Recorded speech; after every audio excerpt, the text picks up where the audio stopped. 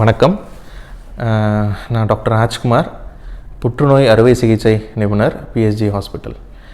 இன்றைக்கி நம்ம டிஸ்கஸ் பண்ண போகிற கேன்சர் ஒவேரியன் கேன்சர், அதாவது சினைப்பை இல்லைன்னா கருமுட்டை கேன்சர்.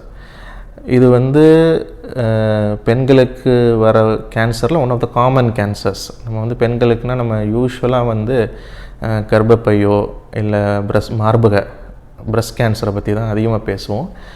அந்த ஒவேரியன் கேன்சரை பற்றி நம்ம நிறையா பேசுகிறதில்ல. பட் இது ஒரு இம்பார்ட்டன்ட் கேன்சர், அதனால் இதை பற்றி நம்ம இன்றைக்கி பேசலாம். ஒவேரியன் கேன்சர் நிறைய டைப்ஸ் இருக்குது. அது ரொம்ப யங் ஏஜ்லேயும் வரலாம், ஓல்ட் ஏஜ்லேயும் வரலாம். பட் இந்த ஓல்ட் ஏஜில் வர ஒவேரியன் கேன்சர் இருக்குல்லங்க, அதை எபித்தீலியல் ஒவேரியன் கேன்சர்ஸ் அப்படிம்பாங்க. அது கொஞ்சம் நம்ம அதை பற்றி கொஞ்சம் டீட்டெயில்டாக நம்ம தெரிஞ்சுக்கணும்.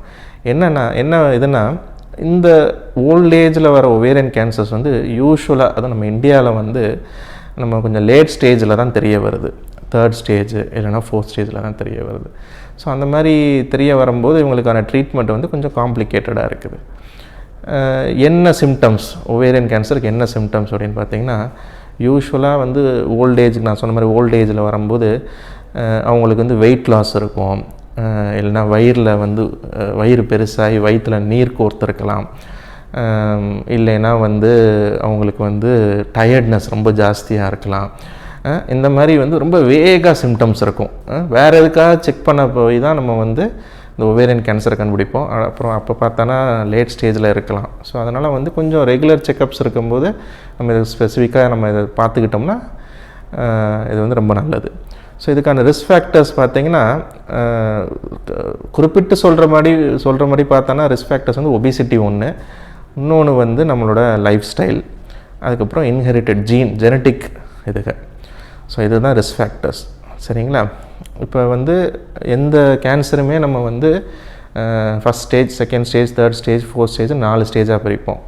ஸோ இந்த மாதிரி நான் சொன்ன மாதிரி ஒவேரியன் கேன்சர் கொஞ்சம் லேட் ஏஜில் வர ஒவேரியன் கேன்சர்ஸ் நம்ம இந்தியாவில் 3rd ஸ்டேஜ் இல்லைனா 4th ஸ்டேஜில் தான் கண்டுபிடிக்கிறோம். ஸோ அந்த மாதிரி கண்டுபிடிக்கும்போது இவங்களுக்கான ட்ரீட்மெண்ட் என்னன்னு பார்த்தீங்கன்னா, கம்பைன்டு ட்ரீட்மெண்ட், அதாவது கீமோதெரப்பியும் கொடுக்கணும், சர்ஜரியும் பண்ணணும். யூஸ்வலாக எப்படின்னா ஒரு 6 தடவை கீமோதெரப்பி இன்ஜெக்ஷன்ஸ் மூலிமா மருந்து கொடுப்பாங்க. அதுக்கப்புறம் ஆப்ரேஷன் பண்ணுவாங்க. ஆப்ரேஷன் பண்ணும்போது வயிற்றுக்குள்ளே எங்கெங்கெல்லாம் கேன்சர் இருக்கிறோ அது எல்லாத்தையும் எடுத்துட்டு கர்ப்பப்பையை, சினமுட்டைகள், கருமுட்டைகளை, வேறு சதைகள், வேறு வயிற்றுக்குள்ளே வேறு எங்கேயாவது கேன்சர் எங்கேயாவது சதைகளில் பரவி இருந்ததுன்னா அந்த இது எல்லாத்தையும் எடுத்துட்டு இந்த கீமோதெரப்பி எவ்வளோ மிச்சம் நம்ம கீமோதெரப்பி கொடுக்க வேண்டியது இருக்கோ அதெல்லாம் கொடுத்தானா நல்ல சக்ஸஸ் ரேட். இது ஒவேரியன் கேன்சரை கரெக்டாக கண்டுபிடிச்சிட்டிங்கன்னா கரெக்டான கேன்சர் சென்டரில் போய் நீங்கள் ட்ரீட்மெண்ட் எடுத்துக்கிறது ரொம்ப அவசியம். கரெக்டான டைமில், அதேமாதிரி கரெக்டான ஃபாலோ அப்பில் இருக்கணும். ஓகேங்களா? தேங்க்ஸ்.